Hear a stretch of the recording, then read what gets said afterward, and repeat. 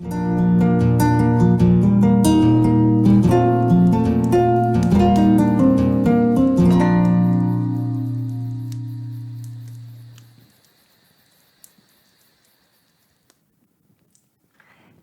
and welcome to another episode of Conservative Corner. I am your host, Shannon Carey, and today I have with me Goffstown residents, Wendy and Larkin Sanford. Welcome to Conservative Corner. Thank you for having us. So today we're going to talk about school choice and EFAs. So I know your family is a EFA homeschool family. How did you guys come to that?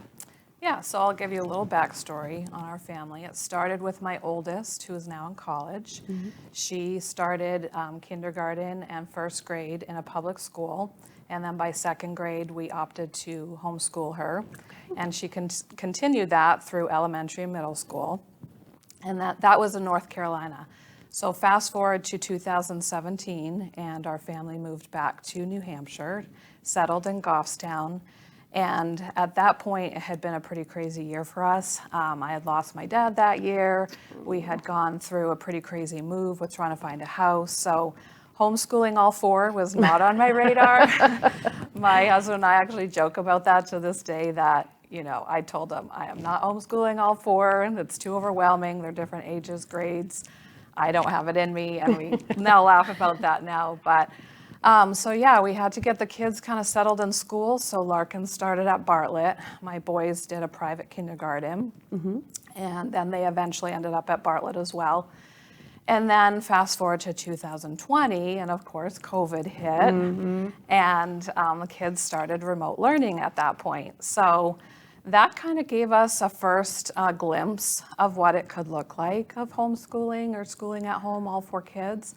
And it wasn't terrible. It actually was a pretty positive experience. We saw how our kids could get their school finished and then have this time to have outdoor play, have exploring time, have hiking, have, you know, all the good stuff that comes with that. And so, yeah, it just was, it was a positive experience for us. So then the summer hits and we moved to the other side of Goffstown at this point. And at that point, my kids would have had to change schools anyway. Okay. And of course, COVID was still a thing. They were still talking about masking and social distancing, and we didn't know what that was going to look like in the schools. And I think ultimately Goffstown did not require masks for kids, but we knew that could change. We knew other schools were requiring them. And we were pretty adamant about not masking our kids. So we had a family meeting and we asked the kids what their thoughts were of trying homeschooling for a year. And my boys were like, great, this, you know, they loved the schedule we were already keeping. Larkin was a little bit of our holdout. She was like, I'm not sure, because at this point, public school was all she knew. Okay. So she was willing to give it a try though, because she did got a little glimpse of it herself. So, so yeah, that year we did homeschooling and it went really well. And then about 6 months in, Larkin looks at me one day, we were walking the dog, and she's like, Mom, I don't think I want to go back to public school anymore. She was done. Yeah, she's like, I like what we're doing. I like the schedule. I like the flexibility. So I'm like, wow, great. Like, we'll keep going and see how this year plays out. And so it did. And then the world started opening up a little bit at that point. And more opportunities and classes. We were starting to look into all that, and we landed on this learning co-op that offered classes that were right up my kids' alley. So we went to tour it, and we talked to one of the directors there, and she's like, have you guys ever heard of this new program, the EFAs? That's new to New Hampshire, and I hadn't. So I started researching them. It looked like a good fit for our family. So you have to qualify, which we did. Okay. And I applied, and we've been an EFA family ever since. And so it basically looks very similar to traditional homeschooling. There's not a whole lot different. It does fall under its own rules and regulations, so it's different in that sense from traditional homeschooling. Okay. But yeah, it's been a really good fit. And then so as far as my oldest, who's now in college, she in high school went to full-time VLAX, which is the Virtual Learning Academy I've heard charter of school. VLAX, yeah. Yep, so she had taken some classes already through them, and she just loved the program. She found a love of psychology through VLAX, and then took 2 classes, an AP class and a regular. And she knew she wanted to take that in college. So the reason we did that with her is because we were considering homeschooling the other kids at that point. She wanted to work as well as school also. She wanted to save up for her own car and for college, and she had a good work ethic. So we agreed, and it just really ended up being a good fit for her. And now she's in college, and she's finishing up her sophomore year. So exciting. She's on the presidential list, and she's now going for her master's in psychology. Wow. So I actually asked her the other day, I'm like, I knew I was coming on here, and I'm like, Ev, like, if we were to do anything different, like, would you have done, a different educational path? Would you have preferred something else? And she's like, Mom, everything I did was just a good fit for me. She said, especially through VLAX and through homeschooling, she had to learn to self-pace herself. Yeah. And that's really benefited her in in college. Yeah. So she's doing great and she's loving it. So So awesome. Yeah. I love hearing those stories. yeah. So you use public schools, Yep. charter schools. Did you do any just traditional homeschooling? Or We was did it for all that- EFA? So we did with my oldest in North Carolina. Okay. So her elementary and middle school years were all traditional homeschooling. And they don't have EFAs in North Carolina, do No, they? and in fact, we never got to use them for her. She graduated, I believe, the year that they came into effect. So we paid for her whole education. wow. So So Larkin then, having gone through, sounds like several years of public school, I'm sure you still have memories of it. Is there anything you miss about it, or you just prefer homeschooling flat, plain and simple? Yeah, public school, it wasn't an overall negative experience, but I don't necessarily miss it just because of the freedom and flexibility I have with schooling at home. Like my mom said, we do a learning co-op once a week, and it's been really fun. Some of the classes, we've been doing like history classes with Gettysburg and Revolutionary War. We do makerspace where we can 3D print creations. Who was that? Yeah, it's really awesome. And we've done chess strategies and ovenless cooking. Yeah. And I'm actually currently doing a seminar topics class, and we covered entrepreneurship. And I was able to go there and sell waffles to my classmates as like a test for our business. Yep. Oh, wow. And there's a pilot there, and he volunteered some time with me and my family, and now I'm considering aviation as a possible career path for myself. Wow. Yeah.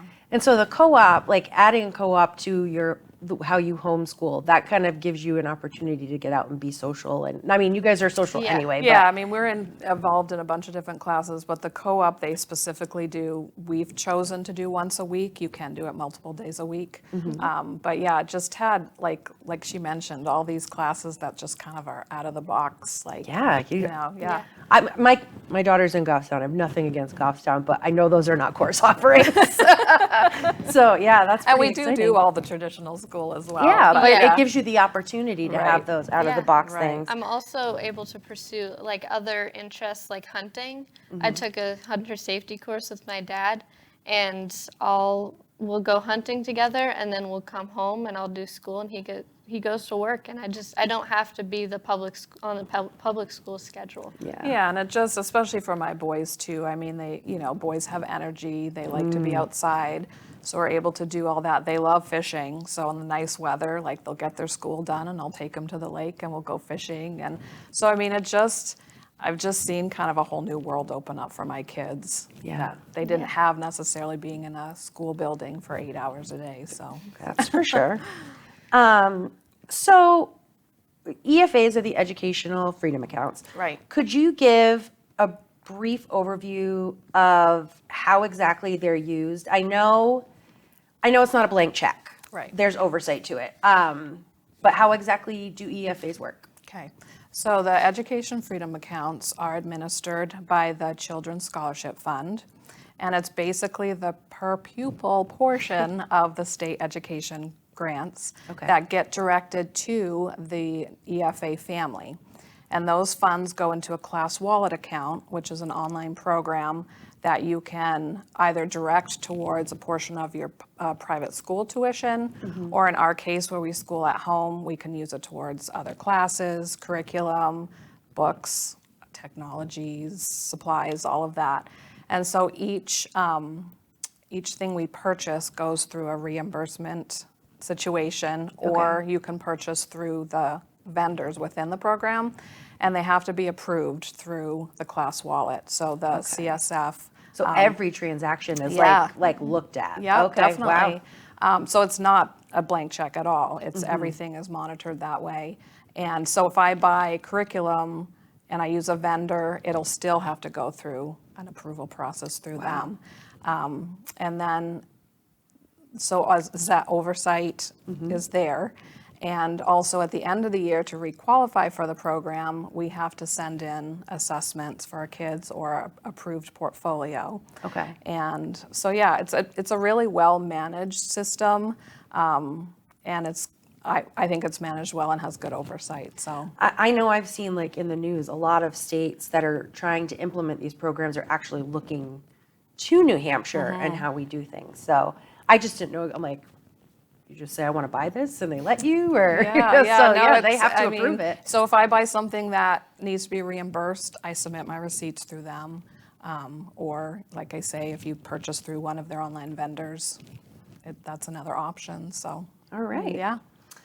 So then what do you say to people who, I would say, accuse those who use EFAs that you're taking from public education? Because I hear a lot that EFAs steal from, like, SAU 19 public tax dollars. Right.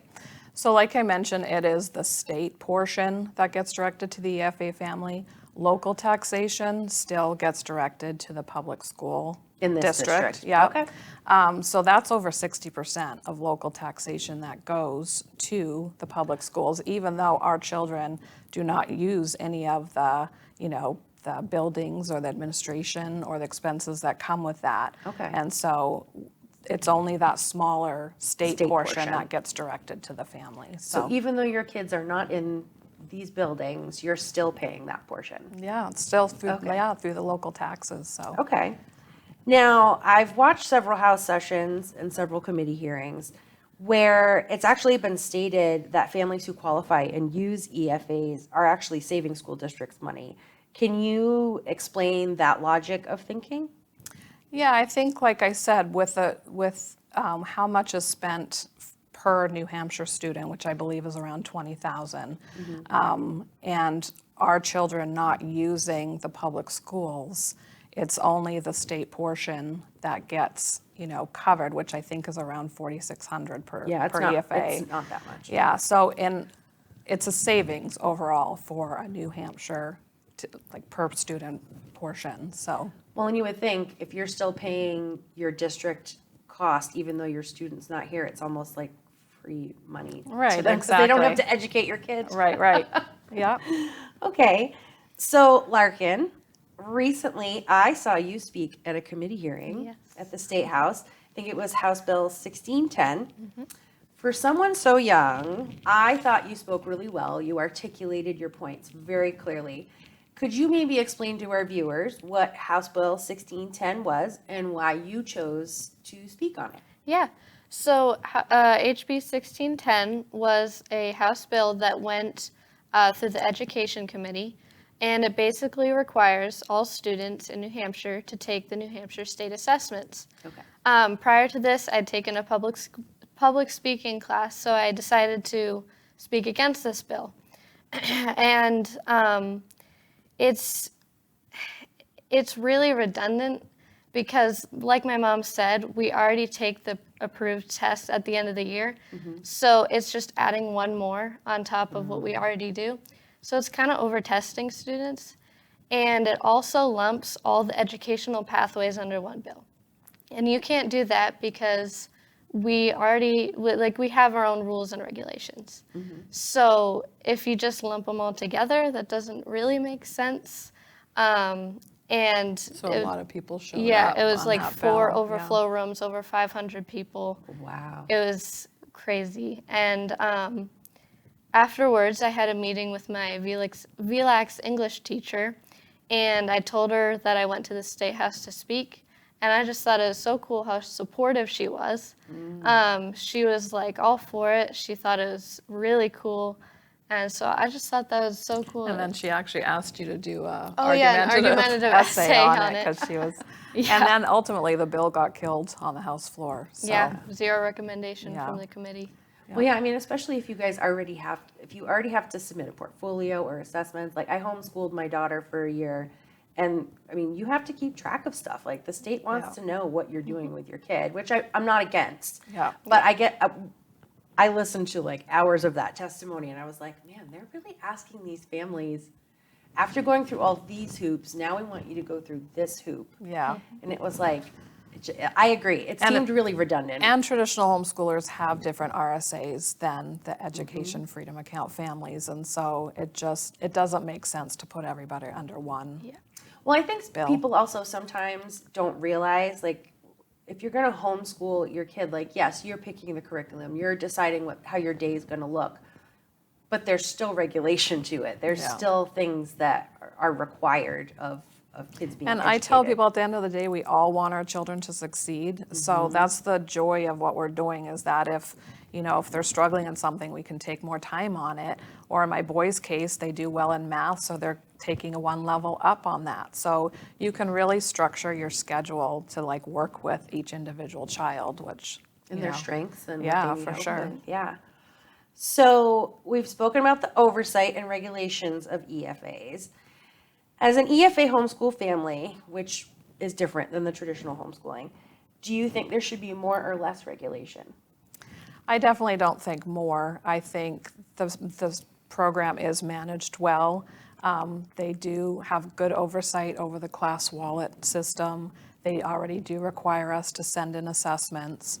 And so I think it's adequate at this point, what they're doing. It's, like I say, the parent is the one that has at the end of the day, the oversight to make sure their child is succeeding. And so they always will want their child to succeed, and thrive. So yeah, I think it's adequate personally, though. Do you think if some people in the State House had their way and EFAs were just kind of done away with, do you think you would still homeschool even without the EFA program? Yeah, definitely. We've talked about that as a family, and we realized that it's with ever-changing legislator, you never know how it's going to go.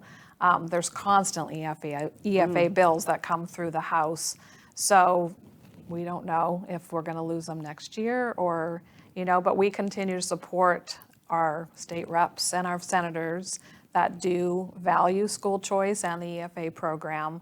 But at the end of the day, we've just seen how well it's worked for our family, and my kids getting the traditional schooling as well as the outdoor time and because I'm really passionate about that. Like I've studied a lot of the outdoor play and the benefits of nature and how it helps kids with physical and mental and cognitive. And we've seen the value of it in our own family. So I don't see us going back to like 8 hours in a classroom back in a setting. box. Yeah, like if I didn't see my kids loving what we were doing, we would, look at it again, but everybody's happy. Yeah, So. definitely.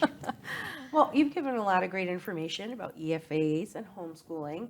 Do you guys have any final thoughts about school choice or? Yeah, I think just one final thought would be to be an advocate for your child. That could look like in the public school, like if that's where your child is, or it could be if that's not working for them, like look at the school choice options. That's the beauty to me of school choice, is that New Hampshire has some great options. Yeah. There's the charter schools, there's private schools, the traditional homeschooling, there's, the EFA program, there's the learning pods. Like we have more options now than we've ever had. Yeah. And at the end of the day, I really want New Hampshire kids to succeed in whatever that educational looks like. pathway they choose. And I want my kids to love learning, and I want other kids to too. So, and then as far as the EFAs, I'm always happy to talk about them, answer anybody's questions. I've actually had families reach out to me this year and ask me questions, and if I can answer them, great. If not, I will find somebody that can, because I think it's a great program, and I've seen it benefit other families as well. So I'd be sad if they did go, because I have seen the benefits of them. Yeah. And I think we should all be fighting, like I have a daughter here at the high school, and my son is in a charter school, and it's just she does great here. This type of setting, it just works really well for her. My son, it just doesn't. It's Yeah. just not what suits him. And I think we as parents, like as a community, should be fighting for every child to be in the environment that works best for them, so that we can set them up for success. Yeah, absolutely. And we're the loudest voice our kids are ever going to have in their life. Oh, yeah. And so we need to be that advocate for them. We need to make sure they get the right education that works for them, because it's not a one-stop shop, and there's choices. We live in a state full of choices, Yeah, which is great. yeah. Well, I thank you ladies so much Yeah, for being thanks for here having us. and hopefully educating some of our viewers. Yeah. And that's what we have for this week. Thanks. All right, thank you.